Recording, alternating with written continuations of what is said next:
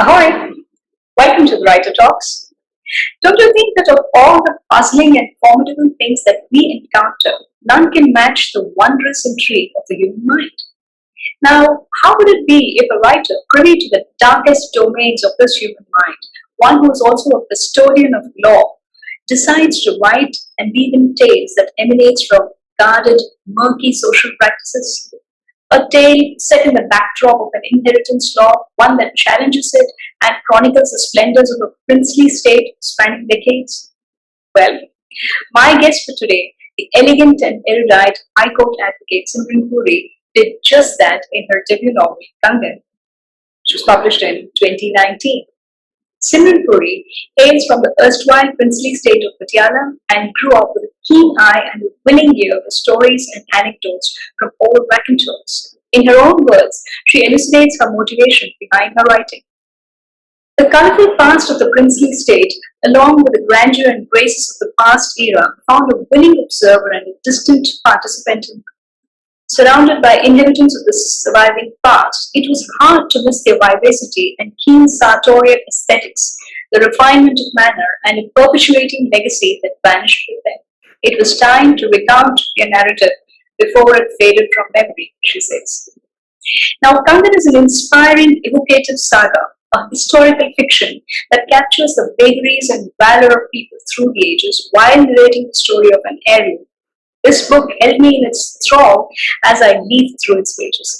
Meeting her at the Lit Fest in Kasoli and buying an author-signed copy of the book enabled me to talk to her and interact with her as a person. Being a lawyer by profession, Simran affirms that frequent brushes with personal laws familiarized her with evolving times. Old customary norms continued and became law, some perpetuated, some redundant. She avers that current laws remain subject to amendments that incorporate changing times. Being a postgraduate in history and a writer at heart, Simran's work is a confluence of all these three facets. Following Kangan, she is now engrossed in bringing out her collection of short stories, which she says offers glimpses of the profound and of the mundane. A keen collector of memorabilia and enviably articulate, her writing reflects the elegance and grace of her persona. Although she admits that the author and advocate tug at the same timelines, more often causing delays and a conflict of interest between the two warring identities, she has managed to maintain a spectacular balance. So let's dive in and listen to Simran Puri share her journey as a writer that is hugely impacted from her unique experiences as an advocate. But before that, please continue to like, share, and subscribe to the Writer Talks so that we can continue such rewarding literary interactions with brilliant writers from across the world. I do hope you enjoy watching me talk to this eloquent writer advocate, Simran Puri. Do write in your comments in the comment section. I have included links to my book review of Kangan as well as a link to a trailer of the Kangan in the description section. Until next week, stay inspired, act on that passion, and live your dreams. Ahoy! Ahoy! Welcome to the Writer Talks. Joining me is the elegant, erudite lawyer and writer Simran Puri from Bombay. Ahoy, Simran! Great to see you. Uh, Hello, Asha. Good evening. So nice to be on your show. Thank you so much for having me here. It's completely my pleasure. So hope Sunday has been relaxing and no rains today. No, despite the red alert, nothing. So far, so good. That's lovely. Now, before we discuss your writing, your highly engrossing novel Kangan in greater detail, I just want to ask you this one particular thing that's been kind of stayed in my mind, and I wanted to ask you for a long time. What is that one thing about writing that you are completely unaware of, and one that has challenged you the most? I'll say for one, unlike law where you have a procedure code to go back to a precedent, the law book, there was nothing like that here. I was at sea creating my own universe, and that was a very tough challenge. Ah, right. So the novelty of it, you mean? Absolutely, it was very challenging because you're literally working out of a void without any procedures and no parent act, no rules. It's a very self-created world. That was a very different experience for me. Right, right. Now, you have so creatively woven all these different facets of yours, that you're a highly accomplished high court advocate, a brilliant writer, a postgraduate in history. If I were to ask you to describe yourself in two words, what would they be? I would say the warp and the weft. It takes two to weave a story and to spin a tale and to argue a matter in court. So there has to be a balance, and the footsteps of one can always be heard in the other. Fair enough. Fair enough. We'll continue to discuss your writing and your keen interest in personal laws and history. But before that, let's dive into the rapid response section. I'm sure you know Yes. the rapid response section, right? Yes. Okay, great. Are you ready? Shall we start? Yes, sure. All right, here's the first question. Between writing and arguing as a lawyer, which do you think is harder and more challenging? Writing, definitely. When you argue in court, you kind of mold your arguments with the response from the bench. You can alter, you can brush past, you can stress a point, you can improve upon your matter, but not in the case of writing. That is a concluded argument. The case is closed. You cannot improve upon that anymore. The verdict is just out there with the readers. So it's far more challenging. Right, right. That's very interesting to know. Now, if it was entirely up to you, what is that one archaic law you would like to do away with? One that continues to exist? Amongst the many in my mind right now, I will point out that when the penal code, the Indian penal code defines the age of consent to be 18, then why is marriage with a 15-year-old legitimate? Why is that not rape? In the Hindu Marriage Act, if I may take the liberty of mentioning another one, a woman who is entitled to permanent alimony must remain chaste. Why is that so? So I'm just pointing out two. Very, very pertinent ones, and yeah, absolutely. Yes. High time they take a relook at some of these things, isn't it? And I think, Absolutely. especially in judiciary, all these things move at a very glacial pace. Yes. I need to be in parliament. Right, fair Change enough. the laws. Absolutely, absolutely.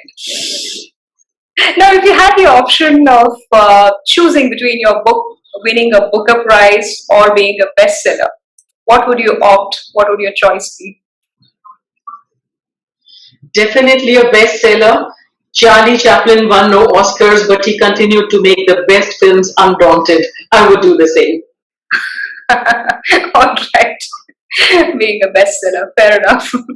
Yeah, I think there is a great thrill because right there, then and there, at that minute, you're able to see your book being extremely well received and garnering a lot of appreciation. There is a great thrill in that.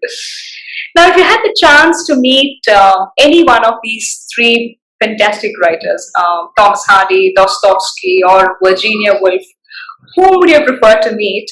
And more importantly, what is that one thing you would ask? I would have loved to meet Thomas Hardy, sit him down and ask him that in today's age, would you still be so descriptive in your writings? Right. Oh yes, I can never forget his elaborate descriptions of Gabriel O grinning from year to year. Just the description of his smile, it's so etched in your mind, isn't it? Beautiful. And I was so influenced by him that my writing initially, my first draft was so descriptive, and how much flab I had to edit out. But Thomas Hardy still remains my favorite. And which of Hardy's books do you like the most? I like Far From the Madding Crowd. All right. Yes. Okay, now if you were to be a character in Kangan, whom would you choose to be and why? I won't give you options here. You can choose to be any of the characters that you want to be. I think I would like to be the principal character, Mehtab Kaur. Right. She's the one who survives the tides of her time, surmounts the odds, overcomes, and it's such a challenge. And she's living through the times, the transitions. And I think so many women would identify with that era and what it entailed to live through those times. And I would really take that challenge up. Absolutely, and she does that with so much finesse, grace, and amazing stoicism. Yes. I think. Yes. Right. Now, between editing, publishing, and promoting your books, which one would you be most at ease with? I would think editing, because there has to be an inbuilt corrector that this works, this doesn't work. It takes a lot to develop that, but I would go for the editing. Right, right. Yeah, and I think it's also completely or entirely dependent on you, isn't it? It's just you and your book and your concentration there. Yes, and that's the last stage of creativity. So you really must know what needs to stay, what needs to go. Correct, correct. All right. Now, on a lighter way, between eating, dancing, and being flamboyant, which trait do you think is most typically a Punjabi trait? I think flamboyance. It's the one. It's when the plumes shine. But I would say that with a caveat that old money whispers and new money screams. True. And I would quantify and qualify that flamboyance with that aesthete which goes with that flamboyance. How well put. That's beautiful. Thank you so much. Yeah, and even that, I think the flamboyance associated with this community in particular, there's some kind of an inherent joy in that. It's endearing. It's endearing. It's a very vivacious race. Absolutely, absolutely. And I am a South Indian, so when I initially chanced upon these things, it was quite appealing. You know? Right. Okay. Now moving on to discussing your writing. There are some very engrossing and rather disturbing cultural practices that you brought to the fore in Kangan, your debut novel. Can you tell us how you learnt of this chak ceremony or the kareva ceremony in particular? Well, the chak ceremony or the usage rather was rare, but it was there.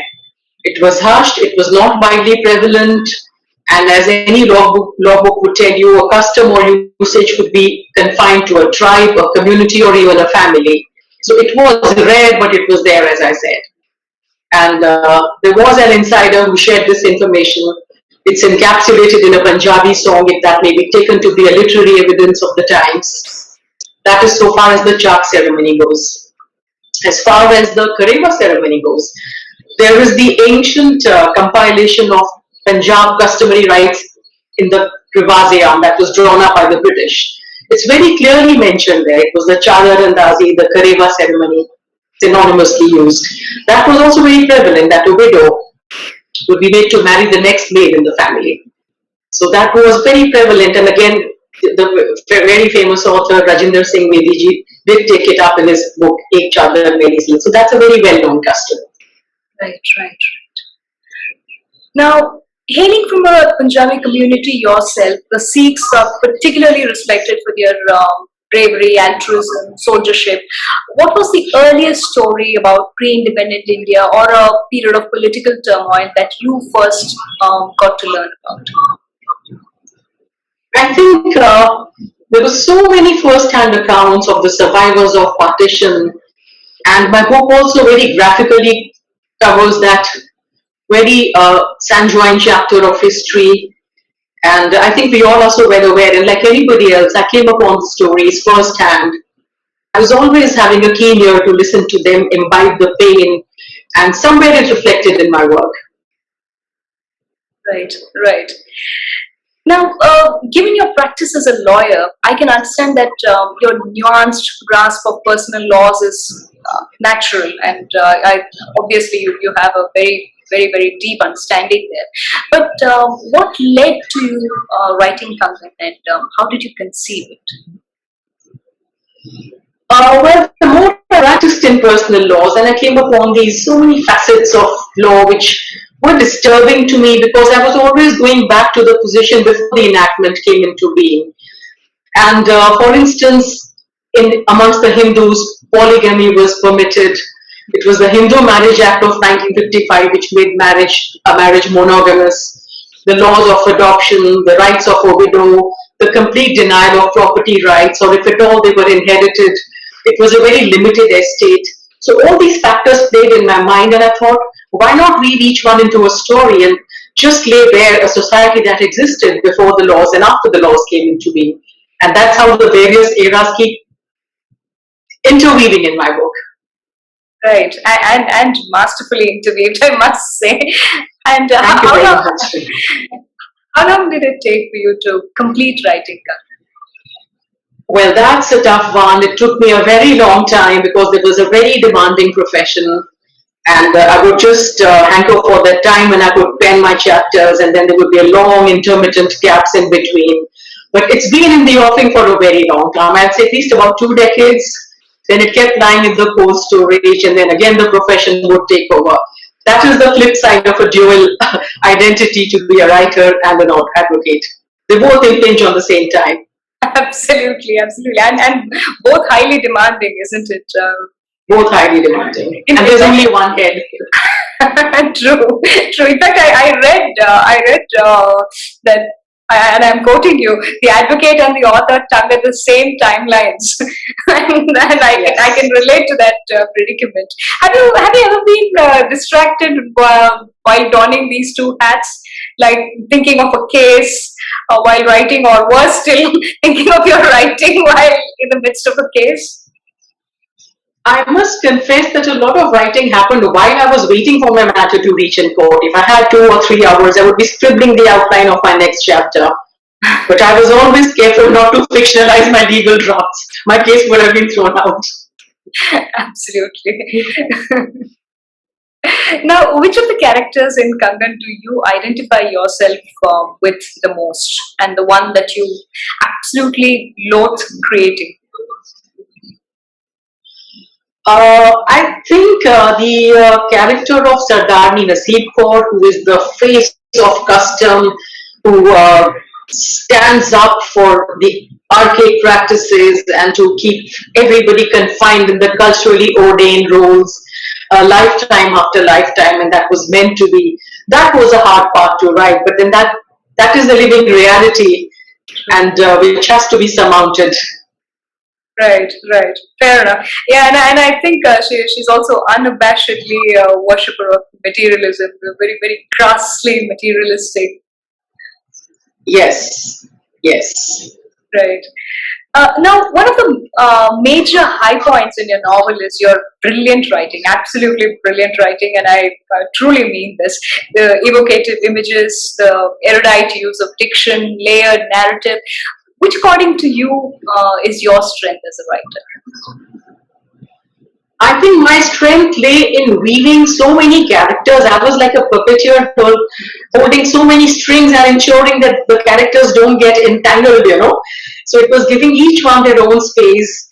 It was weaving the different timelines of history and law and being accurate and weaving fiction into it. It was a very complicated effort, I will say. And the narrative need not sag, it had to be tightly pulled in. It was weaving the three which was the biggest challenge because I was dealing with very different eras. Right. Did you get stuck at any point in time? Was it frustrating for you to move ahead? No, I think it just worked out fortunately. Perhaps my drafting skills came into use, that things had to follow in a sequence, eventually make up a good case and wind up sensibly. Right.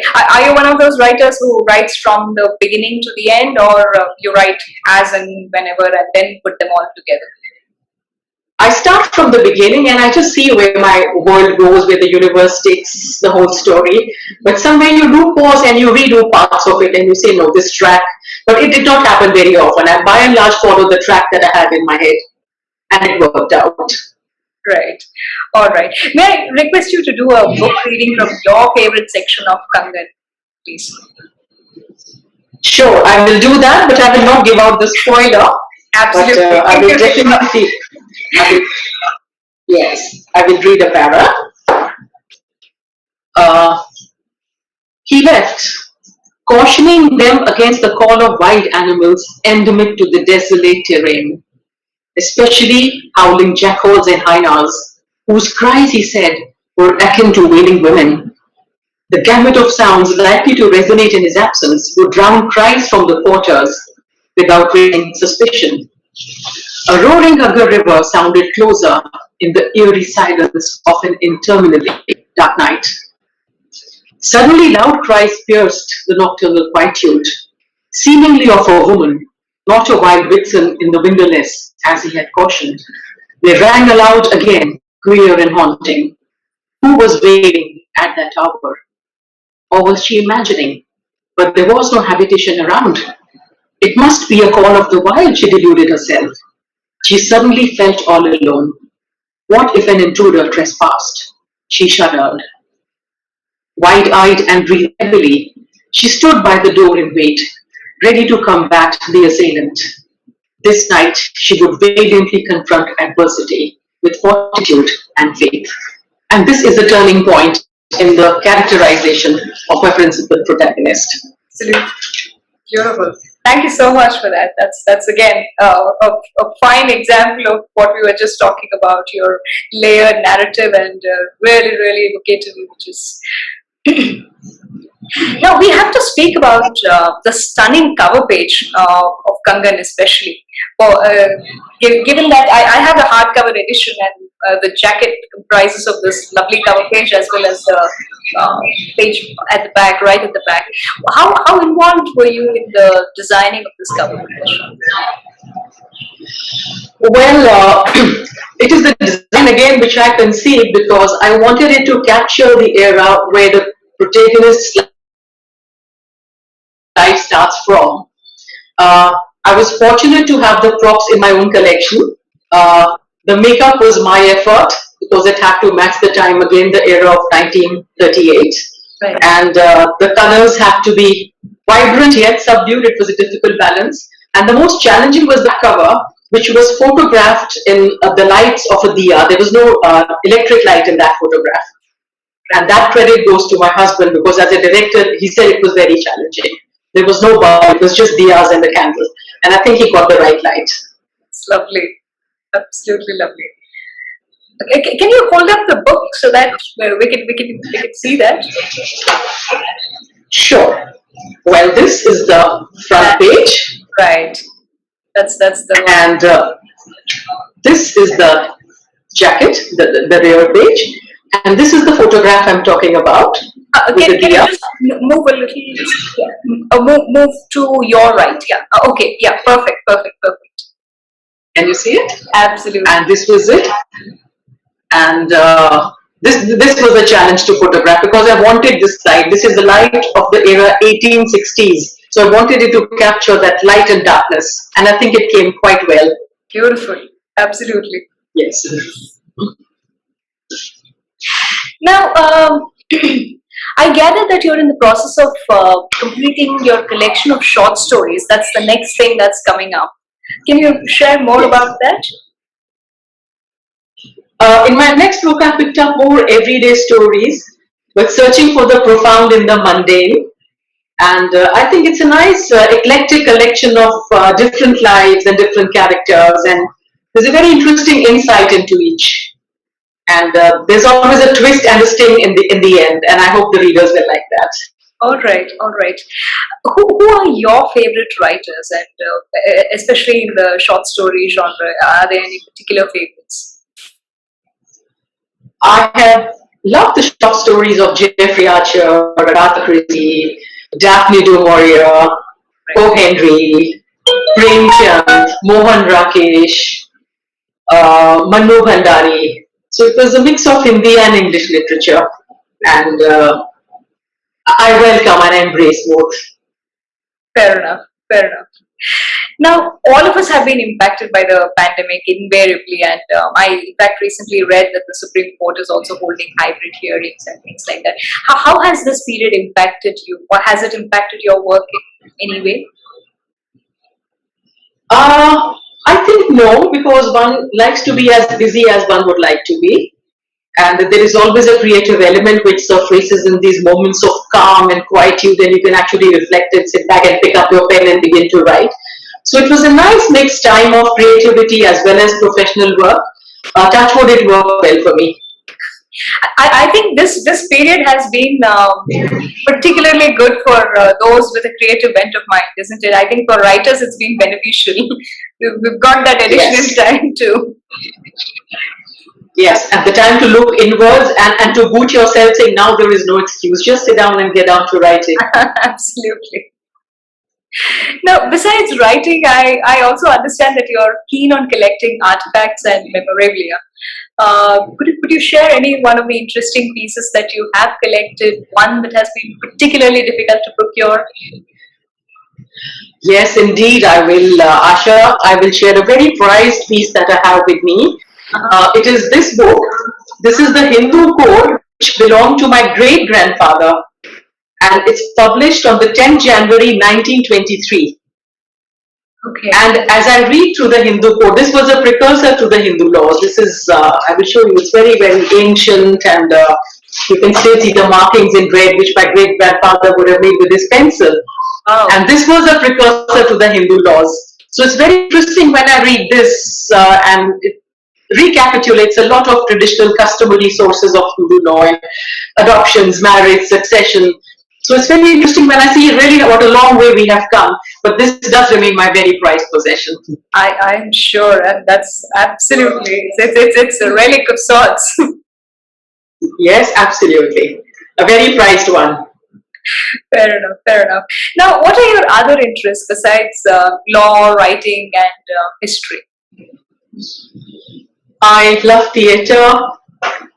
I enjoy travel, particularly to a nice heritage city or some nice historical monument where you get lost in time and you examine it with old eyes and new eyes, get lost in the dark alleys of an old city in India or abroad, discover the crafts, the food, a way of life. Not the touristy things, but the non-touristy things. Right. Always a peep at the backstage for me. That is what reveals more. That's And beautiful. God be kind, life has so much to offer you. All you need is an eager mind and eager eyes and a passport to travel. Absolutely, and a pandemic-free era. Yes, and they're fully vaccinated. Fully vaccinated, of course. What has been the one compliment that has stayed with you? One compliment that you have received for Kangan and one that has stayed with you? Asha, I will say it was this. It was the smiles and tears of the reader, and the fact that a few readers actually went to Patiala. They went actually looking for this fictional abode called Lal Koti, and I got calls saying some of them actually found it. So it is the interest which it generated that they believed it to be true. I think it sort of validated my writing that it was a world which was so believed. It was not believable, but it was actually believed. And I think that is a very satisfying moment for a writer. Wonderful, wonderful, and those haunting lines, right? So from Mehman Singh to Patiala, it's a refrain that crisscrosses the book. And Yes. some of those lines are really, really memorable. Thank you so much. Now, who is your most trusted critic? I will say my daughter. She is brutal, she's honest, but she will give the right input. So she's absolutely my very honest bouncing board. She's a writer herself, and she'll do the nitty-gritties of picking out the wrong things at the wrong places, and I absolutely respect that opinion. Oh, that's brilliant to have a writer, a fellow writer at home, and a critic. Yes. Two roles in one. In-house, and bullying me in reverse, that saying, no, this doesn't read right, this doesn't sound right, and I have to correct it. Lovely. Have you ever been guilty of winking at any law? Minor ones, of course, maybe winking at the traffic signal late in the night or a late night drive or something like that. Have you done that? I'd say rather it's smiling at the cop who goes by, as you know, we both upholders of the law. So it's more of that really. Otherwise, I fully respect the rules, regulations. anytime, odd time, if there is no traffic, I would still halt at a red light and not pass it. I think it just comes very naturally, uh, to somebody who is from the legal field. Absolutely, I can imagine that. Hey, any special message for viewers of the Writer Talks?